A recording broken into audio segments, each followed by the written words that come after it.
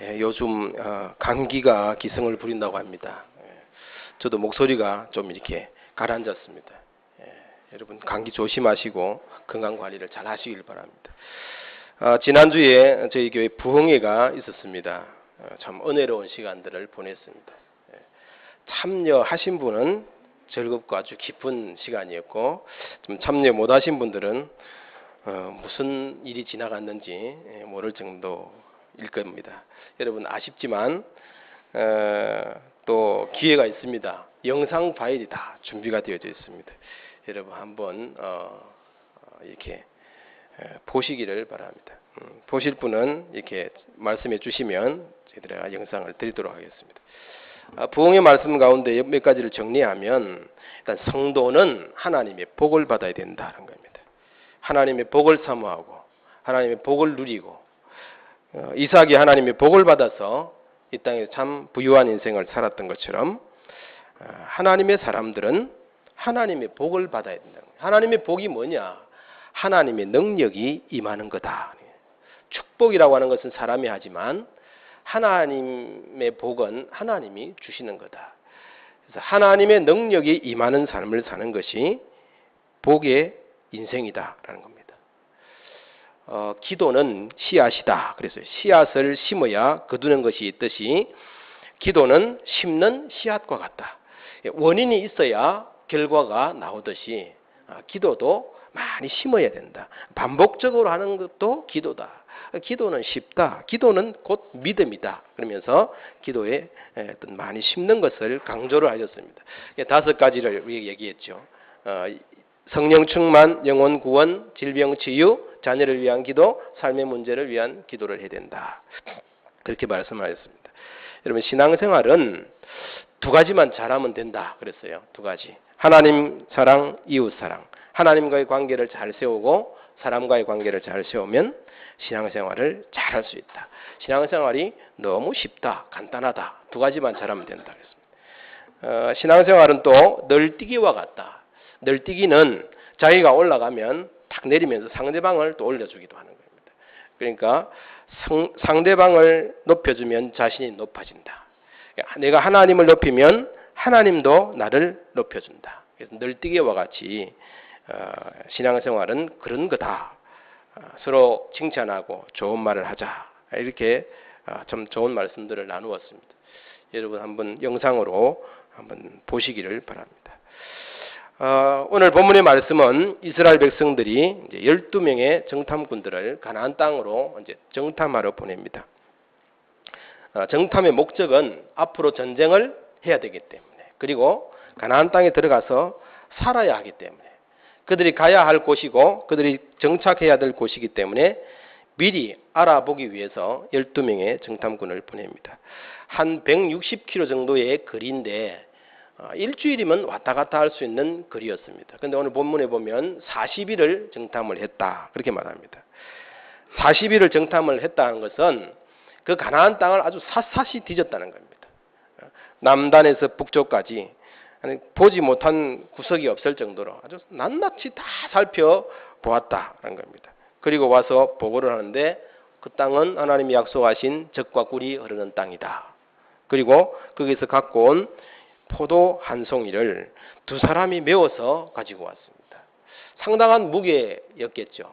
2사람이 메고 왔고, 또 그리고 그걸 잘 보존하기 위해서, 아주 깨끗하게 보존하기 위해서 2사람이 메고 온 겁니다. 그래서 그곳은 정말 하나님이 약속하신 풍요롭고 좋은 땅이다라는 것을 보여주었던 겁니다.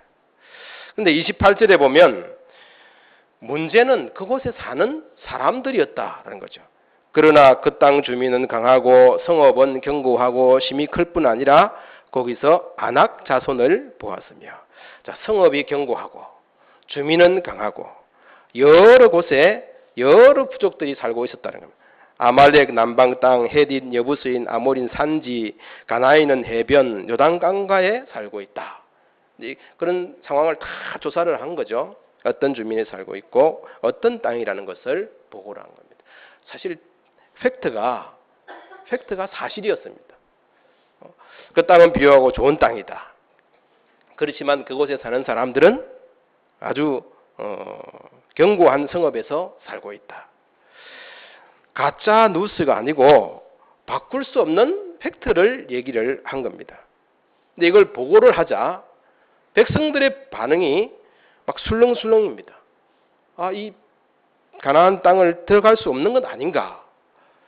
그래서 백성들이 막 겁을 먹고 술렁이자 여기 말씀 보면 갈렙이 나서서 30절에 보니까 모세 앞에서 백성을 조용하게 하고 이르되 우리가 곧 올라가서 그 땅을 취하자 능히 이기리라 하나.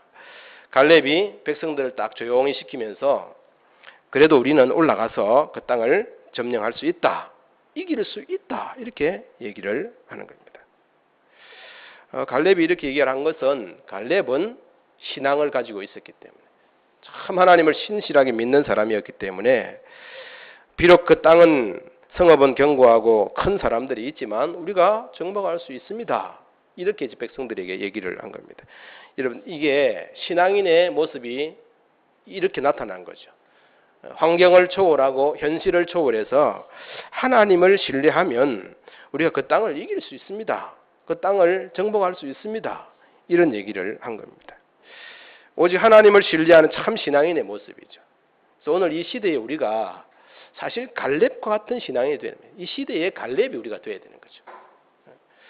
10명의 정탐꾼 하는 말이 거짓이 아니고 사실이지만 그들이 말하는 것이 현실이고 사실이지만 갈렙처럼 얘기하고 갈렙처럼 말하고 갈렙처럼 믿고 행동하는 자가 그것이 신앙으로의 현실을 이길 수 있는 성도들이라는 겁니다.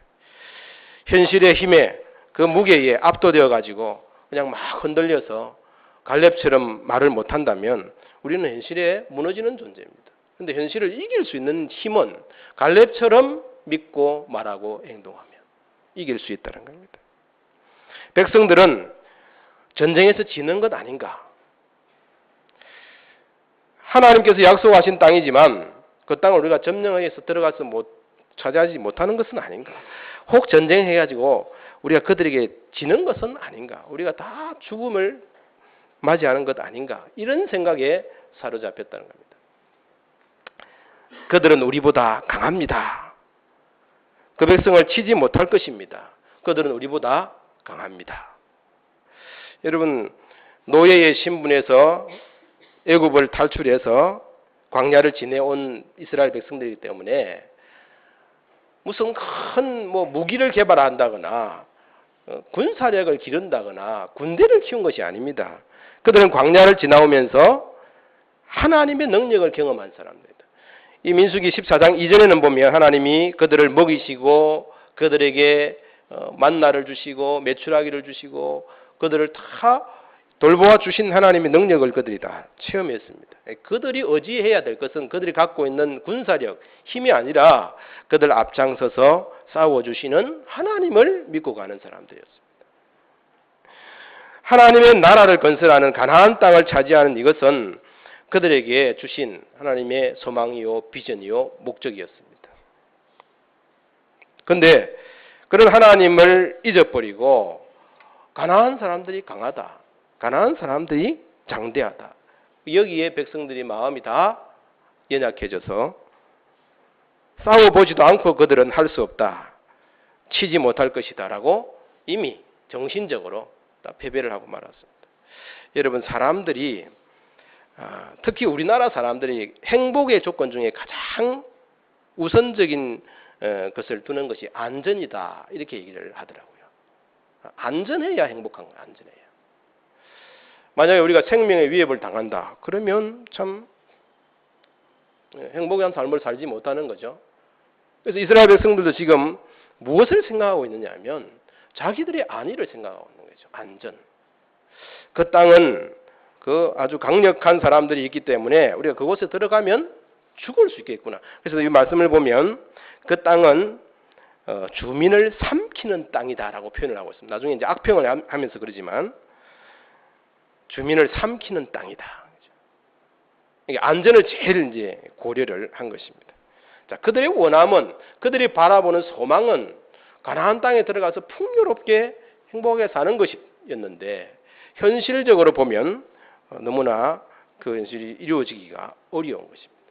우리 성도들이 실망하고 좌절하는 이유는 꼭 이와 같은 상황에 부딪히면 실망하는 겁니다. 내가 바라보는 소망, 원함, 어쩌면 그 하나님이 우리에게 주실 어떤 약속인데, 그것을 바라보고 달려가고 있지만 우리의 삶의 현실은 그것과는 너무나 동떨어진 그런 현실이다. 그러면 거기에서부터 좌절한다는 겁니다. 그런데 이 사람들은 이 10명의 정탐꾼들의 보고의 내용을 가만히 보면 하나님이 함께 하신다. 하나님이 그들을 인도해 가신다. 이런 말이 하나도 없다는 겁니다. 지금까지 하나님의 은혜를 경험한 사람들인데 하나님의 영광을 위하고 하나님이 우리와 함께 하시고 이런 부분에 대해서 하나님이 쏙 빠져 있다는 겁니다. 도저히 넘을 수 없는 현실이다. 우리 큰 장애물을 만났다. 여기에서 그들은 정복할 수 없다고 부정적인 생각, 그런 마음에 빠져 있다는 겁니다. 여러분, 이게 불신이고 이게 사단이 주는 생각이고 하나님을 부인하는 것이고 사실 하나님의 약속의 말씀을 대적하는 것이나 마찬가지입니다. 그래서 이들이 어떤 과정으로 이제 진행이 됩니까? 하나님 주신 땅을 아주 악하게 평가를 합니다. 처음에는 좋은 땅이다 그랬지만 나중에는 보니까 사람을 삼키는 땅이다. 그 땅의 모든 백성은 신장이 장대하다. 모든 백성이 다 신장이 장대한 건 아닙니다. 그 중에 아낙 자손, 네피림이라고 얘기했던 노아 시대로부터 이 난폭한 무리들로 사람들을 이렇게 폭행하고 악한 민족이었던 이 거인족들, 그런 부분들이 좀 있긴 있었지만 모든 백성이 그런 것은 아니었다는 겁니다. 그러면서 좋은 땅이 수많은 희생자가 발생할, 그곳에는 살아가면 살아갈수록 생명을 잃어버릴 위험이 많은 사람을 삼키는 땅이다. 이런 판단을 했다는 겁니다. 하나님 주신 땅이 우리에게는 부적합한 곳입니다. 라는 겁니다. 그건 하나님의 약속을 근본적으로 불신하며 모욕했던 것입니다. 그러면서 뭐라고 얘기하냐면 우리는 그들 보기에 메뚜기 같습니다. 그래서 우리가 이 말씀을 보고 이스라엘 백성들에게는 메뚜기 컴플렉스가 있었다. 그러잖아요. 메뚜기 컴플렉스. 아니 누가 그 사람들에게 메뚜기라고 말을 하지도 않았는데 스스로 그랬다는 거예요. 스스로. 우리가 이 마음에 불신이 들어오고 참 이런 하나님 신뢰하는 것이 약해지면 이제 이런 자기 자신의 정의를 내리는 거죠. 우리는 메뚜기와 같은 존재다. 그래서 부정적이 될 수밖에 없고 또 어떤 일들을 이루어가는데 현실의 문제 앞에 이렇게 무너지게 되는 겁니다. 이스라엘 백성들, 하나님의 백성들의 자존심마저도 내팽개쳐버리고 우리가 하나님 보시기에 하나님이 정말 붙들어 주시는 하나님 백성이다라는 것도 잊어버리고 우리는 사람들이 보기에도 메뚜기와 같다.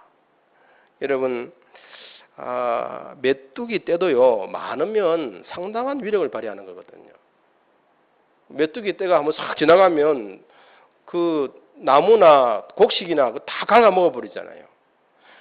지금 이스라엘 백성들이 장정만 60만 명입니다. 사람들 다 합치면 200만 명 이상 된다고 합니다. 200만 명의 때가 지나가면 메뚜기라 생각해도 한번 붙어볼 만하잖아요. 그런데 스스로 메뚜기다 생각하니까 이게 도저히 정복할 수 없는 땅이 되고 말았다라는 겁니다. 여러분, 우리가요 사람마다 다 메뚜기 콤플렉스가 있습니다. 다 자기 안에 이런 것도 있습니다. 근데 이것을 극복해야만 되죠. 이걸 이길 수 있는 힘은 믿음밖에 없습니다. 믿음으로 그걸 극복해 가야 됩니다. 어떤 때는 우리가 참 초라해지고 보잘것없는 모습이다라고 생각이 들지만 그걸 극복할 수 있는 것은 믿음밖에 없는 거죠. 하나님 믿음으로 우리와 함께 하신다라는 갈렙의 고백처럼 그 믿음으로 극복해 가야 되죠. 같은 땅을 밟고 같은 대상을 보고 돌아와서 하는 말이 믿음을 가진 사람들과 믿음으로 말하지 않는 사람들의 차이를 보게 됩니다. 그러니까 믿음을 가진 사람들은 하나님 바라보고 소망을 얘기하고 믿음이 없었던 사람들은 현실의 어려움만 얘기하고 있고 하나님이 세상의 어떤 상대보다 강하다라는 마음을 가지고 믿음으로 나아가야 될 사람들이 이 세상의 여러 가지 어려움 때문에 거기에서 굴복하고 좌절하고 있는 이런 모습으로 딱 나누어지는 겁니다. 여러분, 우리는 우리의 삶 가운데 하나님이 어떻게 역사하셨고 우리의 삶을 어떻게 인도해 가실 것인가를 늘 생각하는, 하나님을 묵상하고 생각하는 성도들이 되어져야만 되는 것입니다. 우리가 만나는 일들을요, 잘 해석을 해야 된다 그런 말 하잖아요. 해석을 잘하면 나쁜 일도 좋은 것으로 생각할 수도 있고, 근데 우리가 그걸 해석을 잘못하면 나쁜 일이 되는 거죠. 근데 그 해석이 어디서부터 나옵니까? 결국 우리의 사고의 틀에서 나오는 거예요. 우리의 생각의 틀에서 나오는 건데, 결국 믿음으로 그 생각의 틀을 통과하지 않으면 우리는 잘못 해석하게 되고, 그것이 다 우리에게 불행한 어떤 조건으로 결정을 내리게 되는 겁니다. 여러분, 이 갈렙은 자기의 마음을 표현했습니다. 자기의 마음을 표현하고 말로 표현할 때 그걸 신앙의 틀을 통과해서, 믿음의 틀을 통과해서 그것을 표현했습니다. 민수기 14장 9절 말씀을 보면 우리 한번 읽어보도록 하겠습니다. 민수기 14장 9절. 시작. 다만 여호와를 거역하지 말라. 또 그 땅 백성을 두려워하지 말라. 그들은 우리의 먹이라. 그들의 보호자는 그들에게서 떠났고 여호와는 우리와 함께 하시느니라. 그들을 두려워하지 말라 하나. 갈렙은 하나님 우리와 함께 하신다. 그들은 우리의 먹이다. 이렇게 말했다는 겁니다. 이게 믿음의 말이요, 믿음의 사람들이 가져야 할 생각이라는 겁니다. 여러분, 하나님 없이 세상을 바라보면 우리는 다 절망입니다. 근데 하나님이 함께 하신다라는 마음으로 세상을 바라보면 그것을 이겨나갈 수 있는 힘을 하나님으로부터 얻게 된다라는 것입니다. 여러분, 되든 안 되든 믿음의 말을 해야 돼요. 상황은 어떤지 우리는 항상 믿음의 말을 해야 되고 믿음의 표현을 해야 되고 그렇습니다. 여러분, 부흥회 우리 할 때 목사님 부흥회는 훈련이다 그래서 훈련이다. 그래서 여러분 계속 이 아멘을 좀 강조를 하셨어요. 혹시 아멘 하라 해가지고 혹시 마음에 굳이 아멘을 해야 되나 그런 생각을 혹시 가진 분이 계시다면 그냥 아멘 할 때는 아멘 하는 것도 괜찮다. 안 해도 되지만 해도 별 문제가 없다. 그런 생각을 하시면 좋겠습니다. 예. 저는 사실 아멘 하라고 얘기 안 하잖아요. 그죠? 그러니까 그래도 혹시 제가 하는 말에 여러분 속으로 그 동의된다 그러면 아멘 하시길 바랍니다. 예. 안 해도 큰 손해되는 거 없습니다. 근데 아멘 할 기회가 있으면 해야 되는 이유는 그 뭐냐면 그게 믿음의 말이라는 것입니다. 나도 그렇게 생각한다. 나도 동의한다. 이 뜻이라는 겁니다. 여러분, 하나님의 예스라는 책이 있는데 하나님의 예스라는 책을 쓴 분이 인도에서 선교사로 일하던 스탠리 존슨이라는 분입니다. 이분이 89세 때에 중풍으로 쓰러졌습니다. 뇌경색인지 뇌출혈인지 중풍이 왔어요. 그래서 온몸이 마비가 됐어요. 수개월 동안 자리에서 일어나지 못하고 병원에 이제 누워 있었습니다. 근데 이분이 한 번은 기도하다가 하나님이 자신을 치유해 주시기를 바라는데 이게 내가 믿음의 선포를 해야 되겠다 이런 생각이 들었다는 겁니다. 그래서 자기를 간호하는 간호사들에게 한 가지 부탁을 합니다. 매일 아침 자기 병실을 들어올 때 간호사가 바뀌는 경우가 있어도 그 간호사에게 뭐라고 부탁을 하냐면 자기를 보고 이렇게 얘기를 해달라는 겁니다. 나사렛 예수의 이름으로 명하노니 일어나라. 간호사들에게. 간호사가 믿는 사람이든 안 믿는 사람이든 하여튼 자기를 처음 볼 때 나사렛 예수의 이름으로 명하노니 일어나라. 이런 얘기를 해달라는 겁니다. 그러면 이 스탠리 존스라는 선교사님이 입도 사실 마비가 되어가지고 아멘이라는 말을 제대로 표현하도 못하지만 자기가 아멘 하겠다는 거예요. 그래서 이제 매일 간호사가 나사렛 예수 이름으로 명하노니 일어나라 이렇게 하고 인사를 하면 자기는 아멘라고 화답을 하고. 그런데 어떤 일이 일어난지 아십니까? 이분이 중풍 마비에서 풀려난 겁니다. 일어났습니다. 그래서 그 책에 보면 그분이 중풍 마비에서 이제 치유를 받고 일본에 가서 선교 보고를 하고 강의를 하고 그랬다는 겁니다. 그리고 또 돌아가셨어요. 그렇게 자기 자신을 치료함을 받고 아멘이라는 믿음의 말로 회복을 경험한 것을 기록하고 있습니다. 여러분 우리의 삶에 막 불신이나 염려나 걱정이나 근심이 일어나면 여러분 믿음의 말로 치료를 하셔야 돼요. 나사렛 예수의 이름으로 명하노니 떠나가라. 그게 아멘하고 아멘으로 동의하고 그럴 때 그 모든 것들을 이길 수 있는 힘이 생긴다라는 겁니다. 사랑하는 성도 여러분, 믿음의 시각을 가지시고 믿음의 말을 하시기를 바랍니다. 그래야 여러분의 믿음의 능력들이 여러분의 삶 가운데 나타나게 될 것입니다. 이 10명의 정탐꾼들, 이 악평을 한 사람들은 어떻게 되었을까요? 14장에 가보면 그들이 다 죽었습니다.